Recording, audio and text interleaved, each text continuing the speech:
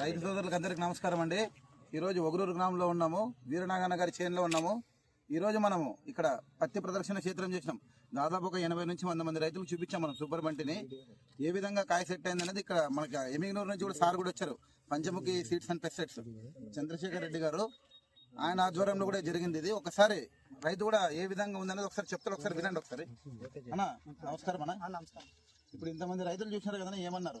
ఏమనలేదన్న, బాగుంది. బాగుంది. కాయ కూడా ఈ విధంగా సెట్ అయిందని కాయ బాగుంది, పంట కూడా బాగుంది అని చెప్తున్నారు.